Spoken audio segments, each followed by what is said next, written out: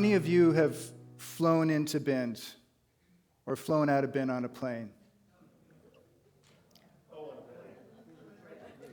Yeah, so I didn't take my first flight anywhere until I was in my 30s. So I grew up here and just, lived here. My family bounced around Central Oregon. And I remember, flying, we went to Tucson. And then we're coming back, and I'm looking out the window eagerly, trying to figure out what this feature is, wondering what state we're over. We're flying over these cities, and just like the world was so much bigger than I could have fathomed. And I'm not even flying to Australia or New York or something, but just in that little flight. And, we finally fly. We had to fly to Portland first, then back to Redmond. But we're flying over Bend. And that was the first time I realized just how small the world I grew up was. Just how it's just this one little pocket, one little bubble.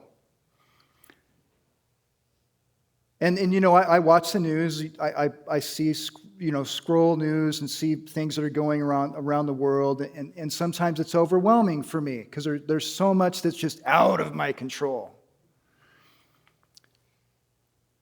And there's so much I don't know. But I've made a principled decision to love what is here right now, to care about what is here right now. The only thing I have any control over is what's going on within me. That's the only thing I have any control over. The only lives I can touch are who are with me right now. And that's the beginning of community. It's like there's so much I can't do anything about, and yet there's something that I can do something about. And it's in this community, in this town, in this county. So I'm here right now, at this very moment, this juncture of time and space, and I thought it would be really fun to talk about rats. So there's been many studies done on this. And this is just one, and I think it illustrates, the point I want to get to today. So they would take rats, and this was on a study of addiction, and they would put a rat in a wire cage, and they would put food and water and morphine. And what they would notice is this rat would drink the morphine until it starved to death. And they would run many studies on that until finally someone said, and I want to quote him, Bruce K. Alexander at Simon Fraser University said, hang on, time out. That isn't really fair. So he built something called Rat Park. And he built this park, and it had toys and wheels and food and balls, and it was a really big park. It was like a rat paradise, and there were rats of different sexes, and they had room to breed and make babies, and they had things to do and places to go in this. And then he would take a rat that was addicted to morphine and put the rat into the cage where it had a healthy community going on, and they found that the rats stopped taking the morphine. And they've done many other studies on this. They've done, lots of studies trying to reproduce it. And his study was putting the argument that when we make public housing, we should have parks, and it should be blended. Because if people are in places that encourage community, they're less likely to become addicted to substances. They're less likely to be isolated. We live in an interesting time. I believe that this is a really interesting time in human history. And we're more connected than we've ever been before. We're more connected. And yet all the studies are coming up with the same results. We've never felt lonelier than any other time. The time of small communities is over. People are siloed and isolated on their devices and having less and less connection with each other. There are some symptoms of a lack of community. One has experienced increased feelings of loneliness and isolation. People who don't have community face higher levels of stress and anxiety due to a lack of support. People who don't have community struggle with mental health issues such as depression. People who don't have community lack access to resources and assistance during difficult times. They miss out on opportunities of social engagement and connection. Experience has diminished the sense of belonging and identity. These ideas, the feeling of belonging, that we matter, we'll touch on that a little bit more, of connection and support. These are things we have evolved for thousands of years to crave, to want. A feeling of a higher purpose, a feeling of being part of a greater community. So there is a huge vacuum in our species, especially in the developed West, of a lack of community and people wanting, yearning, searching, striving for something that's bigger than themselves. And right now, what it seems like that's filling this void through influence, well, hang on, time out. 250 white supremacists, a group, demonstrated on Capitol Hill during the 250 celebration yesterday. Riding the subway with masks and flags, with white supremacists singing white supremacist songs. I never thought in my lifetime something like this would happen. I thought this was a thing of the past. Many young men right now are growing up looking for role models, and they're finding oligarchs. They're finding greed, who are showing off their wealth and power and seeing that as what you're supposed to be. This is a time where the pendulum has swung so far into profit, power, and property. Many of the things we take as sacred are now their funding's being cut. They're being put up in a light of being wasteful or inconsequential. I honestly believe that this is a time for us to really think about what we value and what we believe in. And what I love about this community and what I love about this unity movement is it provides an alternative. It provides a solution because there is more to this life than profit, power, and property. Right. And how much is enough? How many houses are enough? How many billions are enough? It's never enough. It's like an agate all its own because it's never enough. We have forgotten what's really precious about our lives. And I believe it's inevitable that we will wake up. And as we wake up, I want us as a community to be there for our city, for our county. I want us to be part of the solution. So the benefits of community. Many people value community and engagement, but struggle to find it in our modern lives. Helping others strengthens our purpose, our resilience, our mental health at every age. We're all just babies here. We're all just doing time in a body. And no matter how old your body is, there's a part of you that is fresh and new right now. That this life is new right now. Community connections help us feel valued and reminds us that we are valued too. Small acts of care and connection rebuild trust, belonging, and a collective hope. Here's something interesting I found in my research. This is Zachary Silverman's 224 research from Bowling Green State University. And they found that people involved in community-based organizations, either as volunteers or employees, reported a higher life satisfaction, stronger well-being, a higher sense of mattering than those who are not engaged. Interesting, the more responsibility they held, the closer their connection with others and the greater benefit. Unity's fifth principle is use the truth you know. You know, we have these principles of whatever God is, you know, coming over my own religious trauma. I had problems with the idea of God. But I know I didn't create myself. I didn't make this body. I don't know what holds neutrons and protons and atoms spinning around that forms this life. There's something in back of all this. Unity's first principle is we're part of that it is everything, that there is a connection between all things. The second principle is that I'm a product of this. I'm a part of this. and I have an effect on my environment. The third principle is through prayer and meditation, that all thought has forms, that what thoughts I think manifest in my life, that what thoughts I think create my reality. And I have learned this through my own practical experience. I mean, there was a time where I was a broken little boy, and through my religious trauma, I thought the world was out to get me. Everywhere I went, everything I did, I looked for enemies. I looked for evidence of what I believed about the world. And let me tell you, it manifested. So understand that that's not true at all, that I am in fact part of this divine experience with all its light and darkness, that I am part of this and that I am a cherished jewel of a loving cosmos, that I am worthy of love, that I am worthy of connection, and so are you. As I walk through this life, that's what seems to come out. So Unity's fifth principle is use the truth you know. That means every decision we make, everything we do, every interaction we have a chance to demonstrate this in real time and space.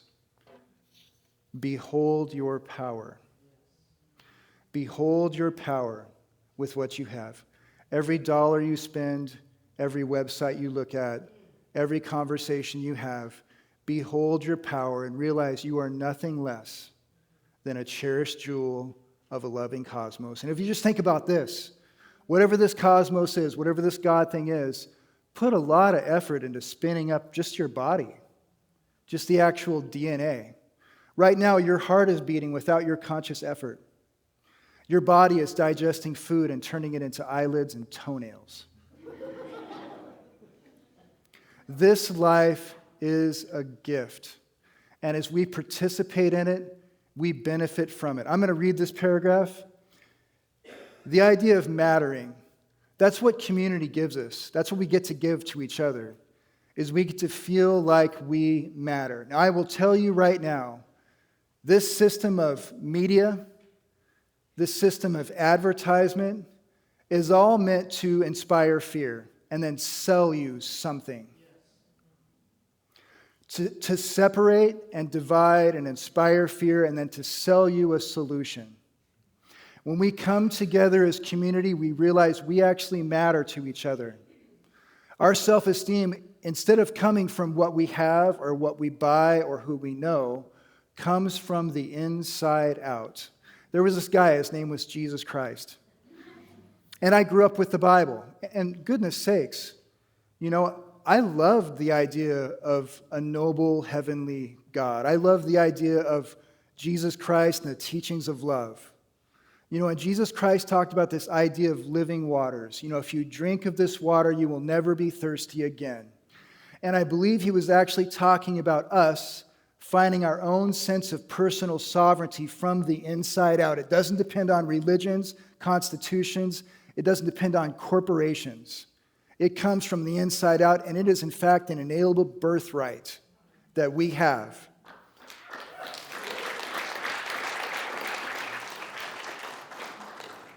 So this idea of mattering functions as a reciprocal loop. When we contribute, our sense of purpose grows. When we feel valued, we are more likely to keep giving. Every small gesture, whether it involves mentoring a student, checking in on a neighbor, helping a new immigrant settle in their new home, joining a local cleanup group, helps rebuild the loop of connection one interaction at a time. These actions may appear minor, yet they serve, and they are the true building blocks of a collective renewal. Redefining success through contribution. Instead of measuring our life by our individual achievement, we can ask, whose day have we made better by our actions? This simple shift reorients well-being around the shared impact rather than a solitary accomplishment. Please hear these words very carefully. Community engagement is not charity. It is chemistry.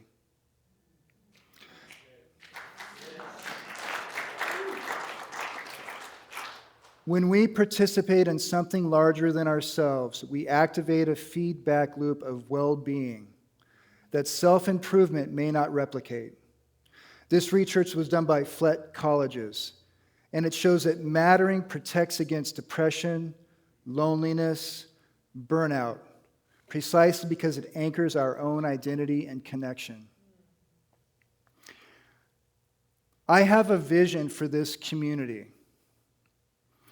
I see a monument sign out there with a reader board that has inspiring quotes, that talks about what we're doing and what we're about, that has questions that pique people's curiosity. Because we have an altruistic community here based on principles that recognizes every living soul as being a part of God.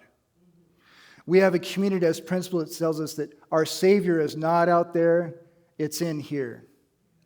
It tells us that our way of changing the world is by changing ourselves inside, and then our lens on the world changes. I believe that it is inevitable that people are naturally going to start pulling away from screens and looking for something that's sacred. And I want to be here to provide that is that's sacred. I want to promote a community that is not for sale, because I think one of the most heartbreaking things about our world of profit, power, and property is that everything is for sale. And if you believe in something, then you're ridiculed and joked about. We're doing time in a body, and this life is just a breath, and you don't get to carry anything with you when you die. Every single one of us, gay, straight, black, white, Catholic, Protestant, Muslim, we were all born naked.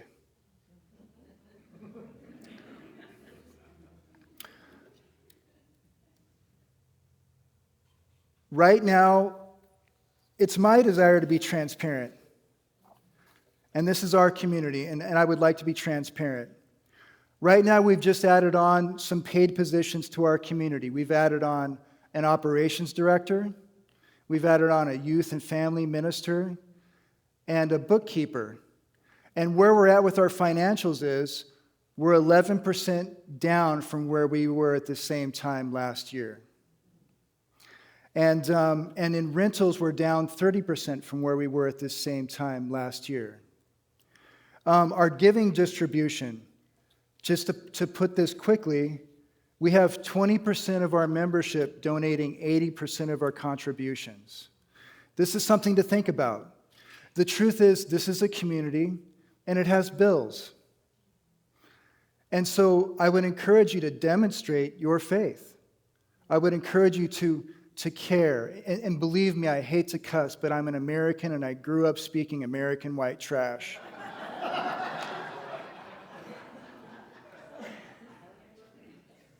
I made a decision in my life, and I don't know what heaven, I actually believe heaven and hell are here right now, and we create them ourselves, whether we do it consciously or unconsciously. But I'm beyond the idea that there's a heaven. I don't know what happens when I pass away. I certainly don't believe in a hell, so I'm not really afraid of going to a hell. But one thing, a decision I've came to within myself is that in this life, I would rather give a shit, even when nobody's looking. And we have the chance to demonstrate that. And I would encourage you to demonstrate that. I'm on a 6-month, my contract has 6 months left. And I honestly had this idea that by now we would, be big enough that I would have that looking forward to my ministry. Like, we're doing great. And we're doing many great things. But I feel like I have 6 months left in my contract to help us grow to a place where I can become a full-time minister, because this is my calling.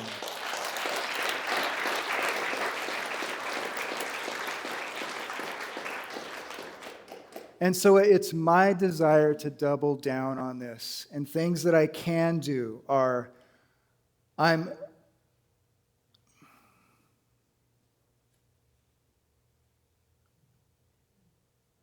feel called, because I want to, take over the Metaphysical Tuesdays at 10:30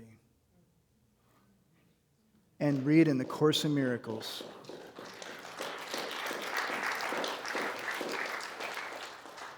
And I also feel called to start a book study on Thursday night, starting the 21st of July. And we're going to be reading a book called Even Mystics Have to Pay the Bills. And it's a book on prosperity. And I'll shoot straight with you. Just because I'm a minister doesn't mean I'm not still learning.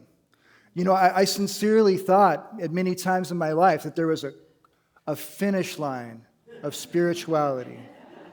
That if I meditated enough, or if I prayed enough, or I did enough good deeds, I would cross this finish line. And for the rest of my life, I would wake up with grace and float off my bed with flowers blooming all around me. Forest creatures landing on my shoulder and singing me songs. My teeth would get whiter and my body would become lithe and fit just from that.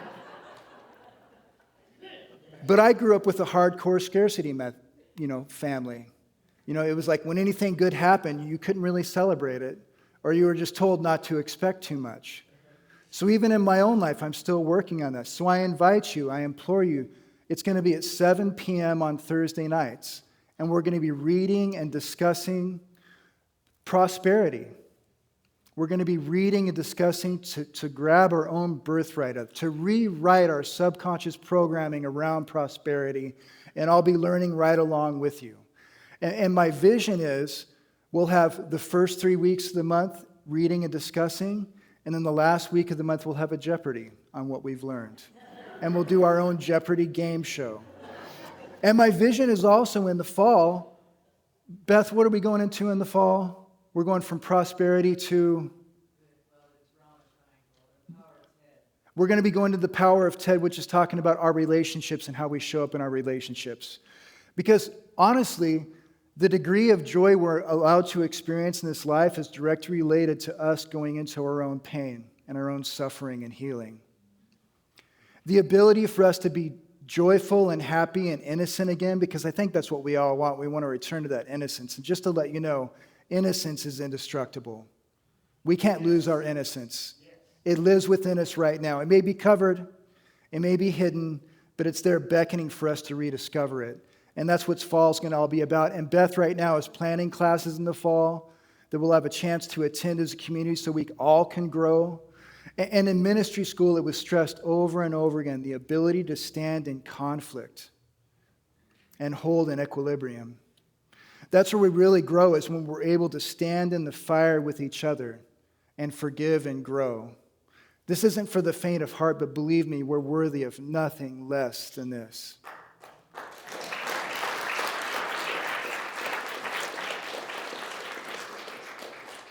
So I am doubling down and I'm looking forward to it because I really love book studies and I love actual humanity talking about beautiful concepts that aren't for sale. And I've seen the growth in my own life and I've seen, goodness sakes, I got to be a sponsor in AA.